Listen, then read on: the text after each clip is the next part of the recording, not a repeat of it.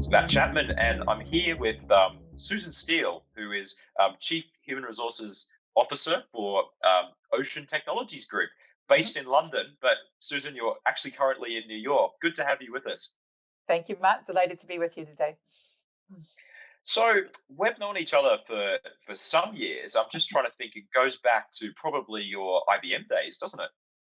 Possibly even before that, but yeah, it's been quite a while. Maybe when I was at WPP at Millward Brown. Mm. Yeah, yeah. Just tell everyone about your background before we get started in this discussion. Yeah, so I've worn many hats in the HR space. I've been a chief learning officer. I've been a chief HR officer. My early career was in investment banking. And you mentioned IBM. I spent about 4 years at IBM doing some very interesting work looking at how artificial intelligence and other innovative technologies like blockchain and automation are being applied to the talent and people function, which was interesting. And I'm now at sort of a startup. It's a company that's been brought together with six companies, and doing some really interesting work in the digital learning space, focused on the maritime sector. So that's a bit about me. So, tell us what it's been like for you in recent times. Well, recent times have seen things that I think are going to become the new normal, in as much as I started my role at Ocean Technologies Group working remotely. I met one person in person, that was the CEO. Everybody else, including my team, other members of the C suite, and colleagues in the private equity firm who own us, are all relationships created online and through webcam. So this is the new normal. This is how we work and meet colleagues and collaborate. So that's been interesting. And of course, in this online world, there's no time zones really. So I find myself doing meetings at sort of odd hours of the night or early morning. But in a way, it's actually very easy because it's enabled me to work globally without having to get on a plane, without having jet lag. And there's something very nice about that as well, especially when, for now at least, most of our organization is working from home. I totally agree. I think we're feeling the same thing. So, Yeah. one of the areas we wanted to talk about today, which you suggested, I think it's an amazing topic, is around simulated working environments. Mhm. And tell us more about what's on your mind on this topic. Well, you know me, I'm always interested in what's ahead. And so one of the trends that I've picked up on is the development and deployment of these simulated offices. So we're familiar with simulations for learning and virtual reality, some of the sort of early uses of that for learning or for gaming. But what if we applied that simulated environment to an office space to recreate or even improve on what we would normally do in a physical workspace?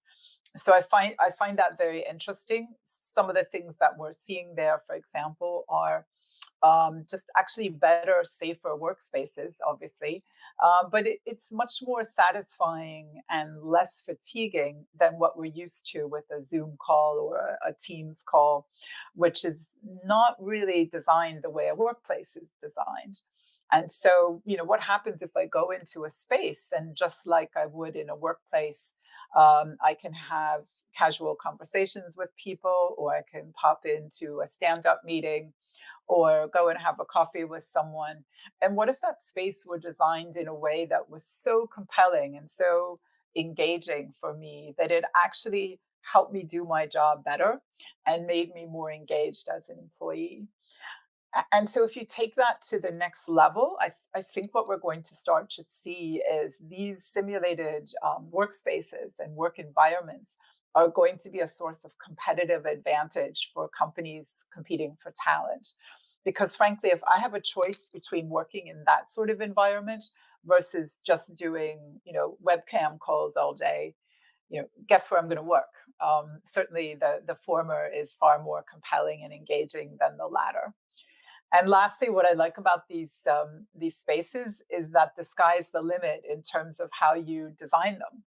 Suddenly, you can have massive open office spaces with great views and fabulous art on the walls and designer furniture. So, it sort of frees you up to create the fantastic workspace that maybe you couldn't afford in real life. So, what energy are you seeing around this at the moment, and where do you expect this could go in the near term and medium term? Mhm. Well, I think there's going to be more options out there. I think we're going to see innovation coming into this space with new offers available. I think also from an HR perspective, HR leaders are going to just like they've had to become experts in workplace design and the physical space. I think HR leaders will have to become experts in designing these simulated workplaces as well. And that's obviously a brand new skill set for HR leaders.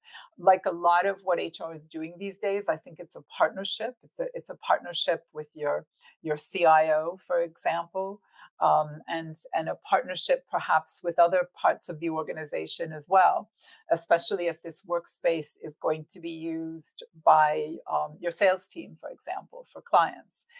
So suddenly, just like in your physical space, you have a lot of stakeholders. HR may be leading the charge, but it's a collaborative effort. Now, the other topic we were talking about earlier before this recording was really the virtual world and the relationship building aspect, with colleagues. And tell me, what's on your mind in that sphere? Well, I think it's going to be interesting. I think we're going to see far more organizations getting started or moving to a scenario where everybody is working virtually all the time, working remotely all the time, and therefore there's no head office, there's no actual office at all. And so, if you take that to sort of the next step, what does that mean then for how colleagues collaborate, how relationships are formed? And there's been a lot written about how this is happening now, but it's always with the sense that it's just a temporary thing. And even if some companies are saying we'll have a lot of our people continue to work from home, um, that we don't have yet a lot of companies who are designed to be 100% remote and have that as part of their original operating model. So I think as either companies move to that model or conversely are launched with that model from the very beginning, it means that we'll have to almost design for relationship building in a very different way. And one of the companies that I've enjoyed getting to know is a company called GitLab, and they have been virtual from the very beginning. They're 100% remote, and so that's just business as usual for them. But one of the things they've done, for example, is offer travel grants to colleagues, so that if I've been working with somebody for a while and I'd really like to meet them, depending on my performance and contributions to the group, I may be given a travel grant to go off and go and meet that person, regardless of where they're based in the world, to meet them face to face and obviously therefore strengthen that relationship.